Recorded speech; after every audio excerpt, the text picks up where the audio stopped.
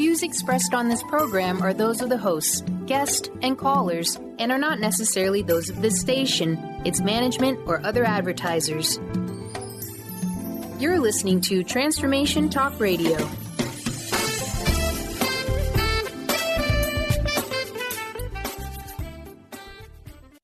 Hi, welcome. This is Dr. John DeMartini. This is one of the most amazing and inspiring shows that you can listen into. If you want to be on the edge of your seats, if you want to open up your heart, if you want to expand your mind, and you want to meet incredible people, stay tuned because you're just about to experience a transformative radio show that will change your life. And you're listening to the Dr. Pat Show that's coming up right next. The following audio is via a Skype call.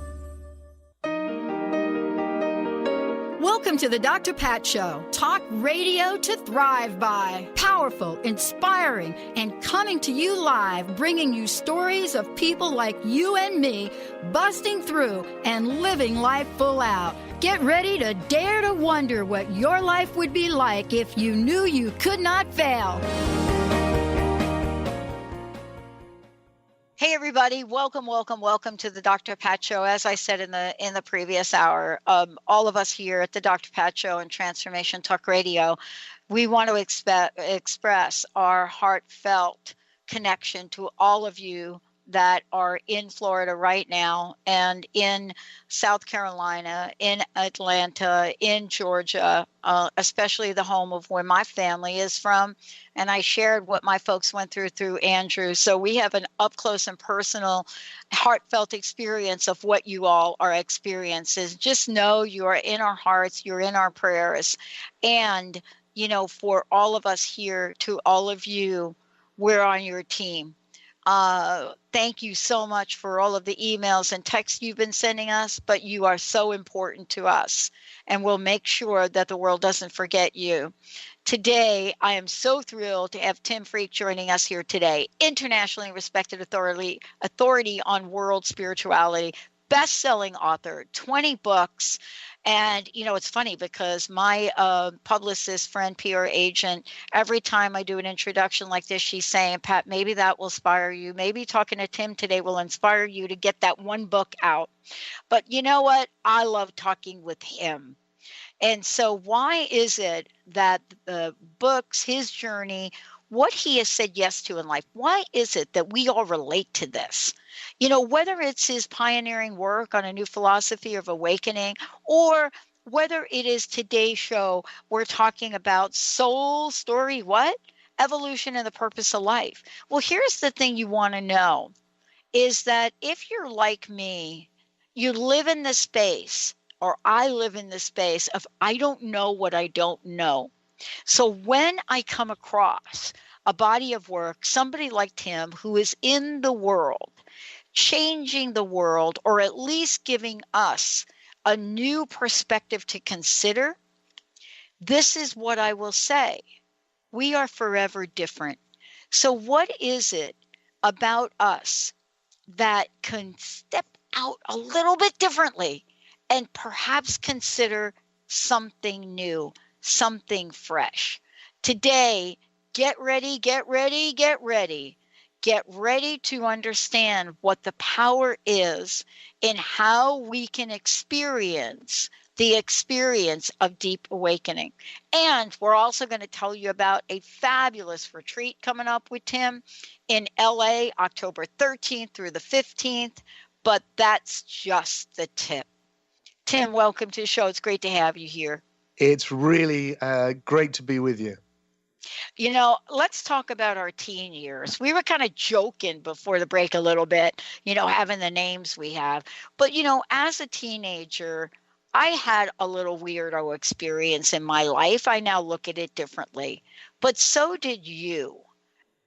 You were touched on the shoulder, on the head, in the heart, maybe on your entire body, that woke you up in like a really cool way.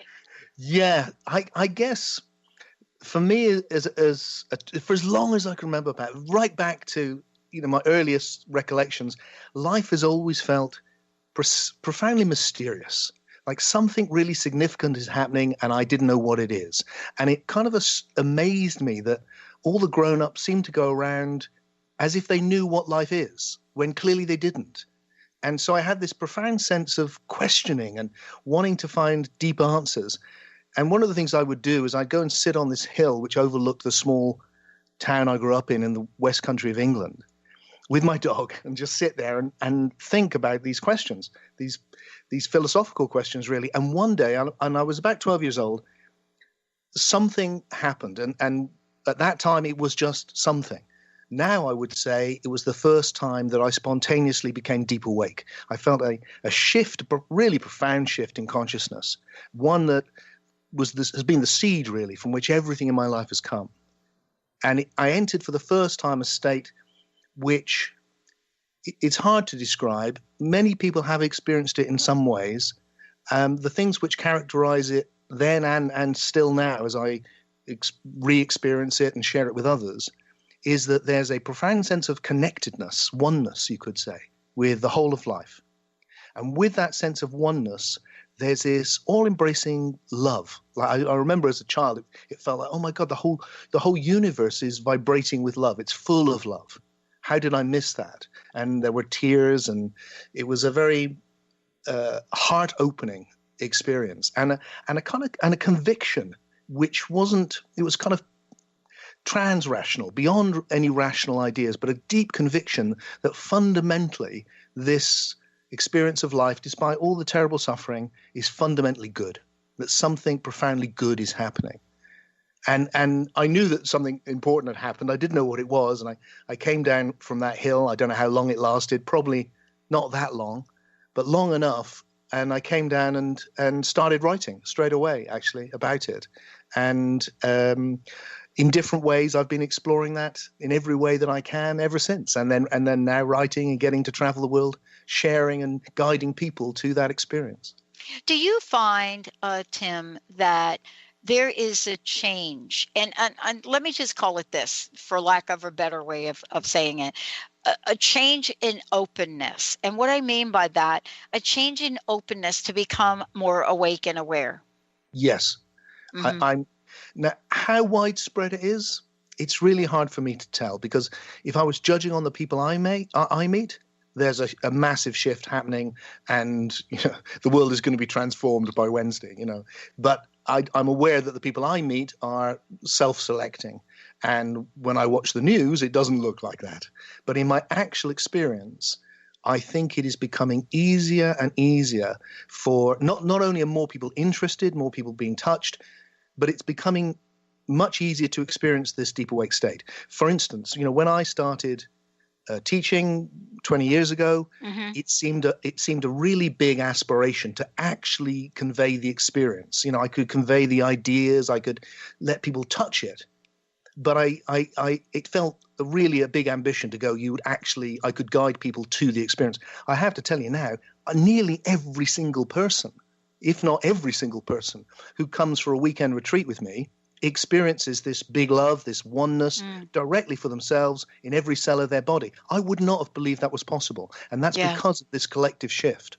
Yeah, I'm so glad you said that, because, today we are talking, of course, about evolution and the purpose of life. But we're also talking about, in my opinion, I'm just kind of observing myself, and I'm observing my own evolution. My listeners have heard me say, I'm a girl from the Bronx, New York. To be sitting here now for the 14th year, to own a network called Transformation Talk Radio, it is so foreign to what I thought my life would be like, playing handball in the concrete jungle. Wonderful. How does that even happen? Yeah, because we really are on an evolutionary journey. The whole universe is on an evolutionary journey, 13.8 billion years of it, and we're at the cutting edge of it. And that journey is happening now in soul, in consciousness. And that's where all the transformation is happening. And the whole process is being speeding up. It took 10 billion years before the universe was completely dead. There was no life for 10 billion years. In that last 3 billion years has come all the forms of life. Mostly that was taken up with just single cells, bacteria. But now it's an explosion. We've got all these incredible species, and then human beings. And now the thing which is moving fast, people think it's technology that's moving fast, and it is, of course. But that's a reflection, actually, of how fast the psyche, the soul is evolving, because all of that's imagination. So our imagination, our understanding, our maturing as these conscious individuals, that's happening at an extraordinary rate, which is why I have to say also, if you look at human culture, despite the fact that there are unspeakably bad things happening as we talk now over the world, despite that, or acknowledging that, if you take the greater overview, the transformation that I've seen in my lifetime, in your lifetime, is unprecedented in history. The transformation in the role of women, the peace in Europe, things which our ancestors could not dream of have happened just in the few decades that we've been here. Yeah. And, this is really so important to be, really to bring to the surface, but you do it in a really unique way. We're going to take a short break. When we come back, what I want to talk with you about is something I just touched upon a little bit here, and that is me observing myself. So what is it that Tim talks about when he talks about the experiencer? And I love this book. And, I found myself like, oh my gosh, I got like 50 million questions for the show today. And yet at the same time, there is a conversation that we're having that involves each of us and what we choose in this lifetime. Stay tuned, everybody. We're going to take a short break. When we come back, more about evolution, the purpose of life, Tim Freke, Soul Story. And when we come back, we're going to talk about the experiencer. Do you see yourself engaged in the world? Are you willing to open up to your own experience as if you were not disconnected with the rest? I don't know. Stay tuned. We'll be right back. Are we crazy? Living our lives through a lens. Trapped in our white picket. Tune into the wisdom of your soul for guidance on living a joyful life. On Soul Wisdom Radio, Wendy will provide inspiration to raise your vibration and connect with your higher self and guides. Learn how to balance your ego and to progress spiritually on Soul Wisdom Radio with Wendy Rose Williams. Visit wendyrosewilliams.com or Transformation Talk Radio to learn more about a healing session with Wendy and her events and publications. Did you know that all of the shows on the Transformation Radio Network are available as podcasts to stream or download? Really? Check us out. Go to transformationradio.fm. We have business shows, spiritual shows, energy healing shows, and pretty much everything in between. Something for everyone, guaranteed to inspire, educate, and transform. We are transforming the world, one listener at a time. If you're one of the millions of Americans suffering from anxiety, you probably know how powerless and out of control this emotion can make you feel. This is why it is so important to remember that anxiety is created by your mind, which means that you can learn to use your mind to uncreate it. Hello, my name is Dr. Friedman Schaub. My award-winning book, The Fear and Anxiety Solution, provides you with a step-by-step breakthrough process to understand and resolve the root causes of your anxiety and build a solid foundation of confidence and inner peace. If you're ready to take your power back, visit thefearandanxietysolution.com. That's thefearandanxietysolution.com, or call 866-903-6463. That's 866-903-MIND. Are you struggling in a relationship and deeply craving some tools and support to get things back on track? Do you crave having a loving, compassionate relationship with Mr. Right, but always seem to pick Mr. Wrong? Well, Sarah Luce can help. She's created a 4-week online course starting September 28th that will teach you how to shift your energy and behavior to have new transformative outcomes. And you're going to get a personal one-on-one session with Sarah to ensure you get powerful, personal results. Sign up today at sarahluce.com. How would you like increased health and vitality? How would you like to avoid the onset of disease as well as slow the aging process? This is all possible through a simple, safe, and natural process. Every day we are either moving toward wellness or away from wellness. Hi, I'm Mary Jane Mack. I'd like to be your partner in achieving optimal health. Contact me now at maryjanemack.com or call 425-392-0659. Visit maryjanemack.com.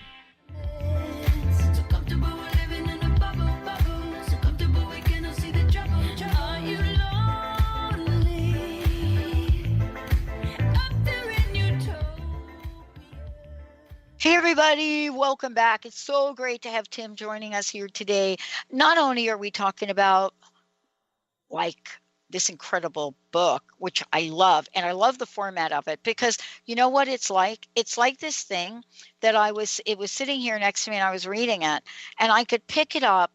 And first of all, I love that the thoughts or the ideas are broken into individual paragraphs to think about. I love that this is written in a way where, all right, I can look at the experiencer and I can really contemplate that, which I did for like an hour. And then I thought, I'm going to just talk to him about it. Or you can spend some time with Tim. Tim, before we get into this, because I know we're going to be chatting up a storm here, I want to know about the retreats you're doing because these are awesome. Tell us about them. Tell us about the one you're doing in LA in October. Well, I'm coming to the US in October to do a Deep Awakening retreat. And what happens at the Deep Awakening retreat? It goes from Friday till Sunday. It's as you said, it's in LA, 13th to the 15th of October. And I take a group of people, not too big. I like it to be personal so I can connect with everyone. And we go on a journey together. And that journey entails seeing things in a new way. I'm a philosopher and I pride myself on being able to explain really deep ideas in a very accessible way. So I want to plant some seeds with some profound ideas which shift the way that you see yourself and the nature of reality. And then I want us to do things. And we do these practices, which I call soul-to-soul meditation. So you're not just meditating on yourself with your eyes closed, turning inwards. You can actually meditate and connect with another individual. And you actually start to see, you talked about the experiencer, this deep essence of who we are. Spirit is the old-fashioned word. You can connect with conscious being in another form, in another person. And when that happens, there's the deep awake state just opens up by itself. So one of the reasons I think that I've been able to introduce people so powerfully to the experience of the state is because I do these meditations with other people and we do a lot of them and it's just beautiful. I mean, it's just exquisite what happens. So if anyone's interested in that, timfreke.com and all the information's on there. And also just while I'm thinking of it, before that, I'm going to, I'm also going to be going to Vegas to do an evening talk on this book, Soul Story. I don't come to the States that much, but I'm going to go to San Jose immediately afterwards, do the Science and Non-Duality Conference and a pre-conference workshop. So that's my little trip from England to the USA this year. And, you know, I want to ask you like a question about the experiencer, but it has to do with the fact that, A, you don't come to the United States that often. And by the way, here you come. And listen, September 20th, this month, for a lot of people that are out there in the spiritual world, especially the Jewish traditions, it is supposedly a mega date. Now, why am I even bringing that up? I'm bringing it up because I didn't know it until yesterday, but we could feel it. We could feel some change. That brings me to asking you about the experiencer, because some of the most interesting times that I've had in my life have been with myself. Just looking at myself and saying, did you just do that, Pat? Help me out here, Tim. Help me. Okay, I'll tell you, I'm thinking intuitively that the way to come in with this, Matt, is to actually talk about our identity very quickly and to use both some old-fashioned language and then some modern language and connect the two together. Because in traditional language, especially in the Western Christian tradition, we're body, soul, and spirit. And that's very, you know, often people get confused as to what those terms mean. But I think from my studies, I can say in a few minutes exactly what they mean. And the body is obvious. We're all feeling that. It's this physical thing in this world of sensation that's looking and listening. And we're experiencing a flow of sensation, all of us, right now. But that's not the only thing we're experiencing. We're also experiencing the psyche. We're experiencing a flow of imagination, which doesn't exist in the world. It's not made of matter. It's made of ideas. It's memories, thoughts, feelings. It's the psyche. Well, the word psyche is the ancient Greek word for soul. The imagination, the psyche, is the soul. That's what the word means. So we're experiencing body and soul all the time. Our conversation right now, I'm making funny noises in the body, and through those funny noises in the psyche, you and I are connecting with meaning, which is what exists in soul. And then, of course, we have to ask ourselves, okay, so we're body and soul, we're experiencing sensation and imagination, but who's experiencing that? Who's the experiencer of looking? Who's the experiencer of listening? The experiencer of thinking in the soul, imagining. And that's what would traditionally be called spirit. And the word we might use today is being or awareness. That what we are, our deepest identity, it has no color. It can't be seen because it's what's looking. It can't be heard. It makes no noise. It's not a thought. It's before all of our experience. It's a presence before everything. So that the very essence of the deepest teachings in all the spiritual traditions that I've written about, and I've probably written about just about all of them, is that we really start to spiritually awaken when we become conscious of spirit, our being, this experiencer, which is witnessing everything. And then the really deep thing, which I love to explore, is that when you come into being conscious of your deep being, you realize that your being is one with all being. And that's where this oneness comes from. That as you sink into your depths, so that I find myself here talking to you. I'm Tim. I'm this human being. I'm a separate individual. That's wonderful. Speaking to you as a separate individual. But if we come back into our deepest being, there's actually one of us. So we're both two and one at the same time. I'm so glad we're talking about this, and let me tell you why. Somebody said to me, Tim, and this is actually not too long ago. I mentioned to you during the break, I've been doing this 14 years. What I didn't say to you is I started to do this because I dialed a wrong phone number. I didn't hang up, and within 10 minutes, I pulled out a credit card, Tim, and I bought an hour of airtime in 2003. Are you ready? Wait for it. On an internet-only station. Nobody. Are you kidding me? 2003. My friends wanted to have me committed.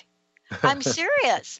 And I started to pay for airtime, hours and hours. 3 months later, this station, which we now have a top rating on, offered me 5 days a week. Now we do 10 hours a week here.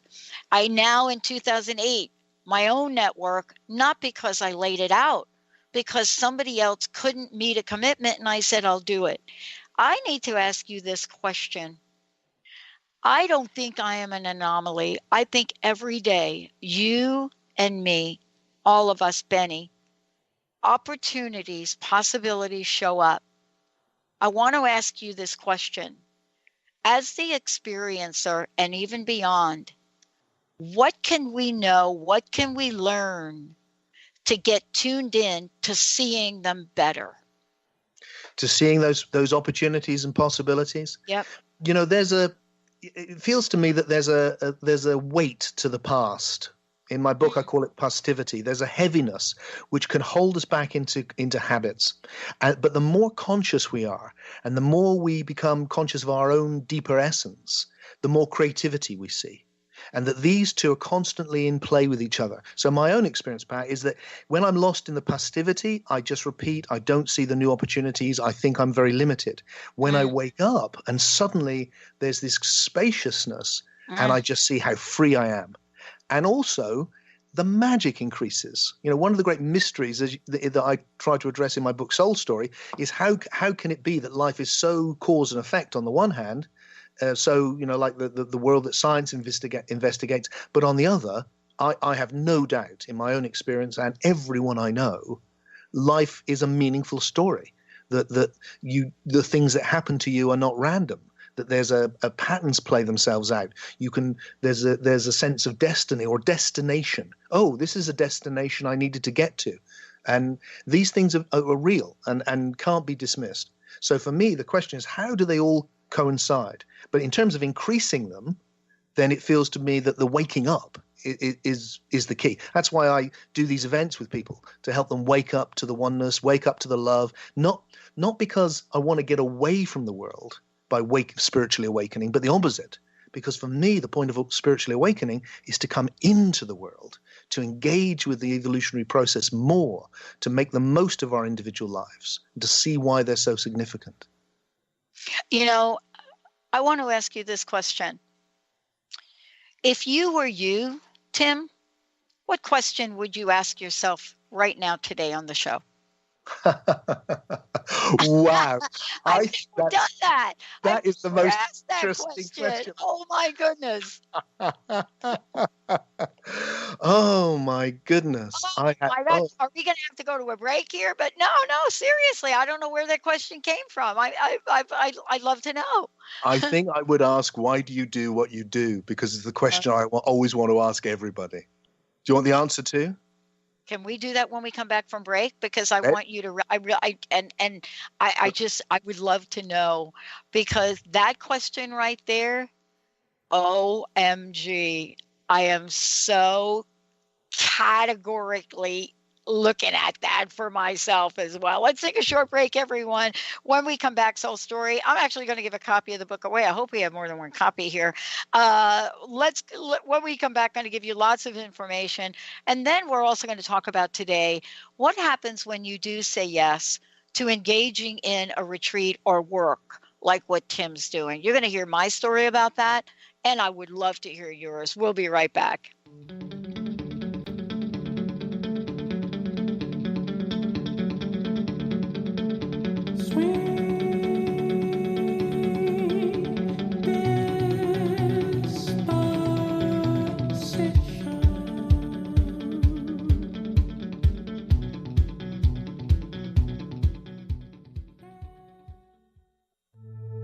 Hi there, my name is Audrey Michelle, host of Rewired Life Radio and a spiritual growth coach. I talk about this all the time on my show, listening to your body and acting on intuition.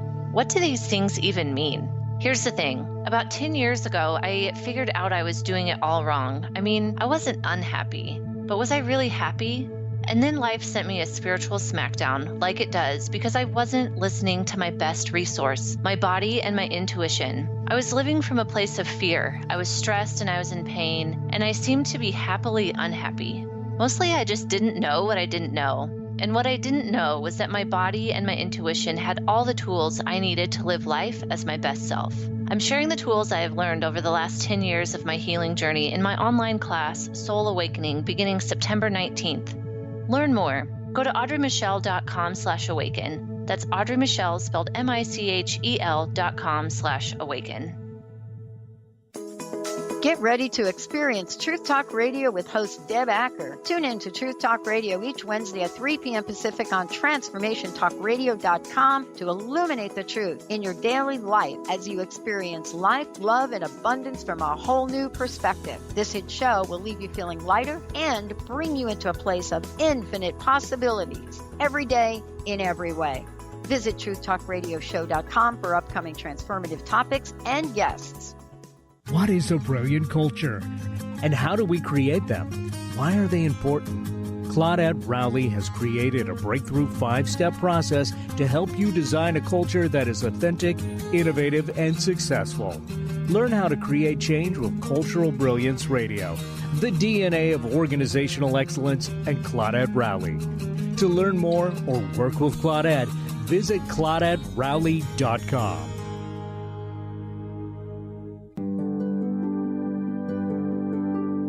Have you discovered the remarkable books at angelhealinghouse.com? Author Claire Candy Hough has channeled rare books of inspiration and insight. Angels of Faith is an inspiring story of healing, comfort, and hope that reminds us that death is not to be feared, but embraced with joy. One True Home, Behind the Veil of Forgetfulness, takes readers on a roller coaster ride through Angel Ariel's 5 most important lives on Earth, as well as her experiences in the afterlife, and helps us remember our own journey across the veil.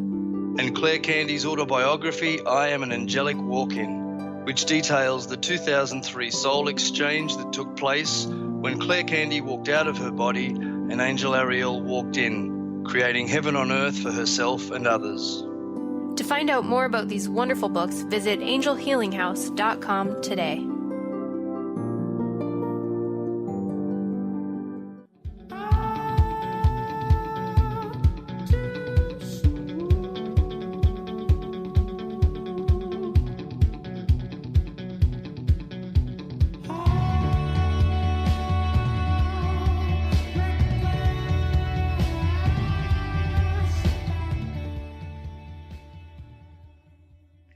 Hey, everybody, welcome back. I mean, honestly, I hope Tim comes back. We could talk about it. We're not even scratching the surface of things here today. For those of you out there, I have read in the time I've done this, Tim, 9,000 books. Wow. And there are books, I've interviewed that many people, and by the way, I'm somebody that couldn't even graduate high school because I couldn't read. But this book is a book that I am now keeping next to me. And there's a reason why. One of the reasons for me is that I opened the book and I read it, and I have more questions than answers. And somehow along the way, I came up with this question to ask you. And I hope that you don't mind me asking it, because I would love to hear your answer. And by the way, he and I did not talk about this during the break. But you said you'd never been asked that question. I've never asked that question. Well, I think the reason that it felt like I would want to ask, why do you do what you do? Or another question which is very much linked to it and maybe the same in my mind is, what do you think reality is? Because I think these two things are very linked. And whenever I meet people, that's what I want to really ask. I want to go, what's the reality you live in? What makes you get up and what makes you live your life? What do you think your life is? Maybe it's impossible to actually express exactly the totality of the question. It's like, what's underneath all of this for you? And each one of us has something. Some people don't think they have a philosophy, but everybody does. It's just often it's unconscious. It's just we accept the norms of the society we're living in. We just live in it unconsciously. But then anyone who's listening to this show will probably will have been questioning. And then you kind of become conscious and you see that, and then you form your own ideas. You have your own view of what the nature of this immense cosmos we're in is, and what's the point of it all. And that's what you express in what you do. So I guess all of my work, including, all my many books, are my response to that question. But if wanting to put it in short, I'd say that the real thing that makes me do what I do is love. That I keep having this experience of entering this deep wake state, and there's this huge love, and it keeps catapulting me into the journey of transformation and wanting to contribute. So I can't help myself. It's like the love arises as I step out, and then it pulls me in, and it makes me want to look inside Tim. And I did this back before I wrote the book you're talking about, Soul Story, whenever that was, 2 years ago I started. And really it was a juncture in my life. I was 56 then, and I stood back and said, Tim, you're 56, you're 4 years off 60. What is it you have to do now? What's the most that you can contribute as Tim Freke to this adventure, this evolutionary process we're in? And loud and clear came back the answer, you need to write this book. And I knew it was the most important thing to do in my life, and it's by far my most important book. And I think it's that process that makes me do what I do. Yeah. And you and I, it's really interesting because people ask me, why do I keep doing this? Why am I not retired somewhere? Why don't I just, it's interesting. I had this conversation not too long ago with someone. They said, Pat, you're in the middle of finishing technology for transformationradio.fm, which will immediately, Tim, launch 10 unique networks on positivity, everything from God Talk to Psychic Talk to Green Talk to a women's network all at once. Wow. And here's what they asked me. What are you doing, Pat? You're like getting a pension. What are you doing? Why? And I didn't have an answer until I read this. And I'm kind of like you. I just want to do more. I just want to help more. And I have no idea where that comes from. So I think the best thing that I can do about that is stop questioning myself. But we have millions of people, Tim, right now questioning themselves. What can we say to help people in the questioning they have of themselves? How can we help folks understand that they do have a purpose in life? I think one of the ways you can get that is to go everything. Well, let me go cosmic for a moment. We haven't done. Can I go cosmic? Because I want to go cosmic with you. It feels to me like to know what my purpose is. I'm part of the universe, so I need to go. What does the universe have a purpose? Because I am the universe. I've come from the universe. And my sense is that it really does. Now, in science, it's very fashionable to believe it doesn't. It's all here by accident. But the fact is, I think we can say that the universe has been evolving since the Big Bang. And in that process, it has been realizing new potentials all the time. So there once was just hydrogen, and now there's all the different chemicals. There once was no water, now there is. There once was no galaxies, now there are. There once was no life, and now there's life. There was once no human beings, now there are human beings who experience soul. There was once no sensation, now there's looking and listening and everything. It's constantly realizing new potentials. So to me, the purpose of the universe is not something the universe has. It's inherent in its very nature. This thing we're in, this flow of time, is the realization of ever deeper and greater evolutionary potentials. So here we are, you and I, all of us human beings, we are right on the leading edge of 13.8 billion years of the realization of deeper and deeper potentials. And this experience we're having of psyche, of soul, of imagination, that's the deepest potential that's yet to be realized, and we're having it. So what's our role? Well, it's to look inside and find the deepest potentials we can realize. And, for me, that was writing a book in this one instance. But it doesn't have to be big. It can be small. It can be anything. And the thing is, it will be unique to each person. My greatest teacher, Pat, the person, people often say to me, Tim, who was your big teacher? Who was the person? And the honest truth is, hand on my heart, my biggest teacher was my mum. Yeah. Who died a few. Mine too. Oh, sorry. And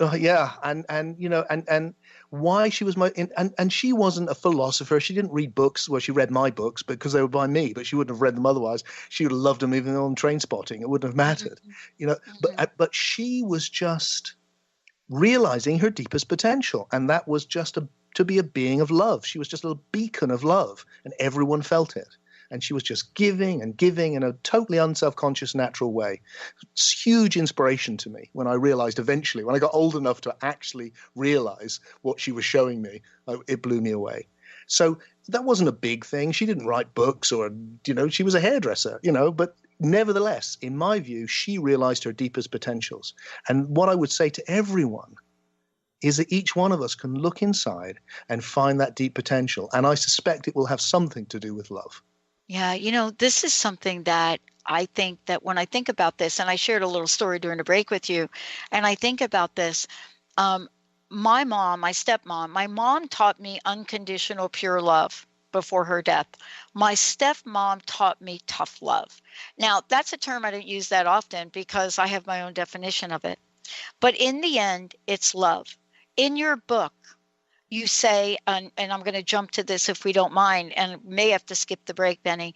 I jumped right to God is love, and I so wanted to talk with you about that today, because when I started to read this, and I was reminded by you that there is an individuality or an individualization or an individuation that we each have, but there is this transcendence beyond that. And you have said this so beautifully in talking about soul stream. I would love for you to share your thoughts on this with our listeners. Yeah, to me, each one of us, everything is in time. Everything is a flow. We think of the things as things, but they're not. Everything is a process. In that sense, everything is made of time. It's made of the past. It's made of what it's been. And that includes you and I. It includes us as souls too. We're a soul stream of this experience we're having right now. If you just look at it, there it is. There's the soul stream. You can see it. And with God, God, I almost became a friar when I was younger. Twice, actually. I ran away to a friary when I was 15. I ran away again when I was 23. And I didn't eventually. I'm glad to say it wasn't right for me. But I had obviously a relationship with God. And what I meant by God was that right from the start, when I was 12, I had no context for what that experience we described. So I saw it as God. And many of us have that feeling of relating to a transcendent spirit, something bigger than us, which is so full of goodness and which is a being of love. Now, I'm a philosopher, and so I like to ask difficult questions. I don't want to just believe the easy stuff because I want to. And there's some very difficult questions around God. And one of the achievements, I hope, of the philosophy in Soul Story is it addresses this question. So if I just very quickly say what the problem is, and I'll just point towards a potential answer which people may want to consider. The problem with God is that people, philosophers, have always put God at the beginning of time as the creator of the universe or something from which this has come. So even if it's the source of the evolution of the universe, God is the original thing at the beginning. And the problem with that is, well, the traditional problem is called the problem of evil, and it's very simple. Philosophers have been asking it for centuries and centuries. If there's a good God full of love at the beginning of the universe, why do bad things happen all the time? Why is there terrible suffering? Why is there innocent children having awful experiences right now? It doesn't make any sense. And then since the birth of science, we've now got what I like to jokingly call the problem of absurdity. Like, well, if there's a God who's willing this great journey for us to arise as souls, why did we have 120 million years of dinosaurs? What was the point of that? And why five mass extinctions? This God is not very decisive. It's very strange. So here's my solution when it comes to God. I feel, having meditated long and hard on this, that the mistake is putting God at the beginning, and that God, transcendent spirit, the being of love, is actually not at the beginning, but at the end of time. That it's where this is all going. That the universe is arising, and like I said, it's realizing all these deeper and deeper potentials. It doesn't start with soul, it starts with hydrogen. It ends with soul. And I think it's going somewhere deeper, which is that as we wake up to our oneness, this being of love, this being of oneness is arising like the final flower from the evolutionary process, so that the whole universe is giving birth to God as a being of love, which is why it's not come from this, but it's going to this. And I think we hear it calling us. If we wake up, we hear that being of love calling us, and as we respond, it becomes stronger. So in a way, we are creating God through our own awakening. And the being of love is coming into being. I want to ask you about hate in our hearts. Hate. Now, I am not a person. Somebody said to me, "Is there anybody, Pat, you don't like?" And my answer was, there are people that I know along the way that I really didn't like, and I didn't like them for a hot moment. But right now, I don't even know who they are and couldn't even think about it. But clearly, maybe I had an interaction with somebody where I had that moment. That's not what I'm made of. But there are people that literally, as it was said the other day by a listener, have hate in their hearts. I don't understand hate. And I don't understand the role hate plays in evolution and life purpose. Yeah, I would love to hear you talk about that a little bit. Hate's all about the division, isn't it? When we get lost in our separateness, when I think I'm just Tim, that's all I am, then I'm going to look out for what's good for Tim, and if anyone's in my way, I'll push them out of the way, and if they affect Tim's interests, I may hate them. But actually, I'm not just Tim. I'm the being from which the whole universe has come, who is appearing as Tim, meeting the same being appearing as everyone else. And that's why, the lovely line in the middle of the New Testament, which I adore, which is, love others as yourself, because they are yourself. And that line to me, the greatest line in the whole of literature, love your enemies, is the challenge to overcome hate. I mean, that is just an unbelievable, paradoxical, powerful line. And the secret seems to me that once you wake up to oneness, then that falls away. Now, we need to distinguish love from liking, though, Yes. or approving. Yeah. Like you said, love can be tough. Love can be angry. You can be angry from love. I'm angry with my kids sometimes from love. You can be, lots of things from anything from love, actually, because it's all embracing. But it's a very different quality than being angry without love. So it's not about liking everyone. You don't like your enemies. It's not approving. It's not feeling like you're not going to, you may want to avoid certain people because they're damaging to you. None of that's the issue. The issue is that there's an underlying feeling of goodwill towards everything and everyone, which arises from a deep sense of connection, so that there isn't that hatred of division.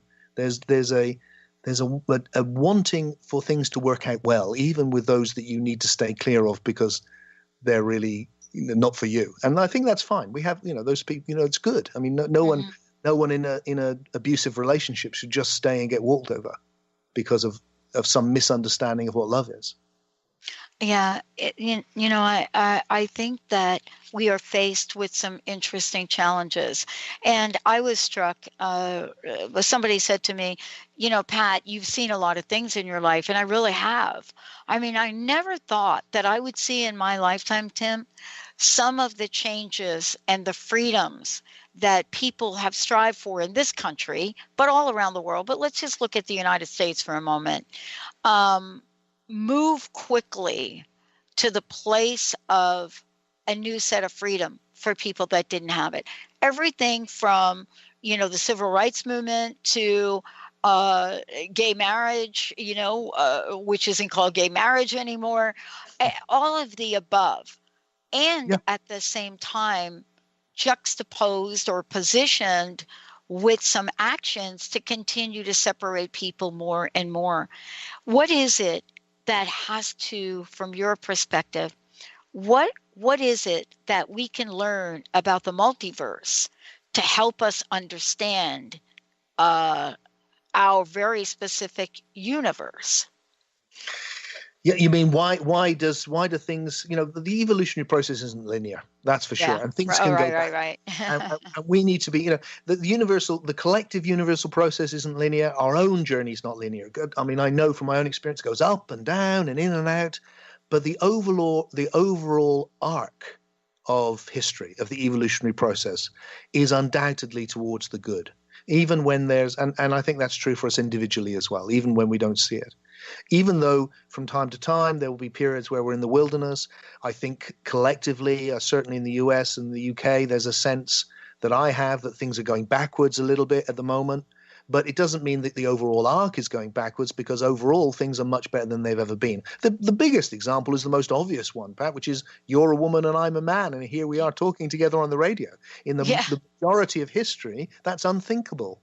Yeah. And now we just take it for granted. We don't even notice it, which is just a huge step forward at such a fast rate. And one of the things I see a lot is that people are very negative about the state of the world. Yeah. And you know what? What's actually happened is we become very, very sensitive. So we really see how good it could be. And so it seems so negative. But if you're an historian, and it's important to have a sense of history, you actually see that overall, taken as in the wider sense, things have never been this good. We've never had such an opportunity to enjoy life. There's never been such compassion. People care about other races, other species. I mean, it is in history. It is something which is just not seen. And when I think, my father, when he was 18, was part of the whole world was going up in flames, and I've never had to experience that once. And I'm very grateful to him and his generation that I've never had to experience that, because they established a peace which is in my area of the world, in Europe, has lasted all that time. And that's never happened in the whole of history. I mean, these are huge achievements. Don't get me wrong, there's huge challenges on the horizon. I think the environmental challenge is massive. The impact that it could have on so many human beings is unthinkable. So there's huge things waiting for us. But if we are sensitive enough, then we can respond to those challenges, and it will increase our awakening. It will increase our compassion, and we can step into us instead of us and them. Now, I know that I want to make sure, that people know how to get a copy of your book, also how to find out more about your upcoming events. And I want to do that before we kind of keep talking here. Tim, what's the best way, again, to let people know? Well, the easiest way is just to come to my website, which is timfreke.com. It's such a funny name. You'll definitely find me, but you have to spell it right. And it's spelled Freke, Freke, timfreke.com. And there's the books there. Of course, you can get them on Amazon and the rest. And the books we've really been discussing today is Deep Awake and then Soul Story.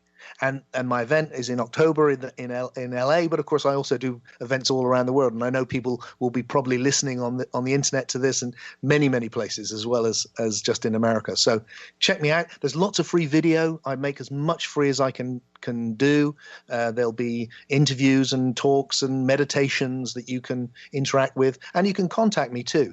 I'm not a distant person. I'm right here, and you can email me and we can connect, and I hope our paths can cross. Wow, thank you so much. I wanted to chat with you a little bit, sort of as this conversation comes to an end, of course. But there's a part in the book, and I don't remember where it is, but I wrote it down, where you invite us to realize our genius. Realize our genius. I think it's realize your genius is what you say, and yet that is such a hard idea for people to understand. What do you mean, my genius? You can't be talking about me. Yeah. But it really is an important invitation, isn't it? It is. It's because it's in everyone. The word genius is the Latin name for spirit. It's the name for your deepest being. And so really what it's saying is find your deepest being and make it real. What would it be? Because what would it be? Just take a moment. Okay, we're all confused. That's the human condition. We all feel frightened. That's the human condition. Make no mistake about it. I feel confused. I feel frightened. I feel tired some days and don't want to go on. I'm, just the same as everybody else. We're all like it. So we should just realize that about each other. No one's particular in that way. We're all in it in different ways. And then look deep within you, because if you do, there will be the genius. There will be your deep essence. There will be the best you. There will be the thing which you can bring out of you. And that's not always easy. Sometimes it's a challenge. But what greater challenge than to take part, to harness the evolutionary current, which has taken us from 13.8 billion years ago when there was nothing, to this huge, beautiful cosmos which we inhabit as conscious beings on this journey through life and death and onwards, to harness that and go, I'm alive now. What an opportunity.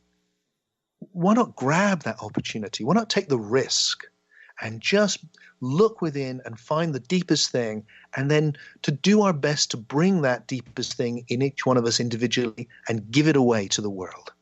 And then to support everyone else doing that, because we need to hold each other's hand. We need to support each other and encourage each other. And what I love about what you're doing, Pat, is I feel you're doing that. You're encouraging each other to make the evolutionary journey individually, and that's what will make it happen collectively. Wow.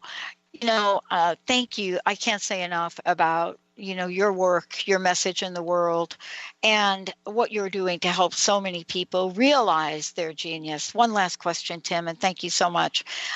What's your personal message? What would you like to leave us with? And again, give out your website. Well, the website is timfreke.com, Freke.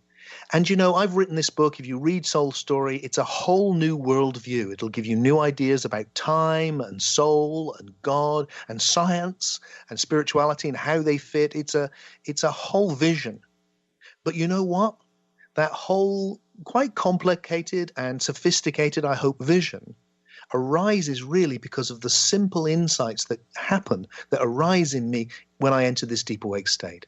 And I'd just like to say, I'd like to leave with what that is. And I'd say, if I had to try and put it into words, it's simply this, that despite all the suffering, life is good, and that actually death is safe, and that what really matters is love. Thank you so very much. Tim Freke, everybody. Thank you so very much. What a great conversation. And thank you for all that you do. Amazing. It's been such a pleasure to speak with you.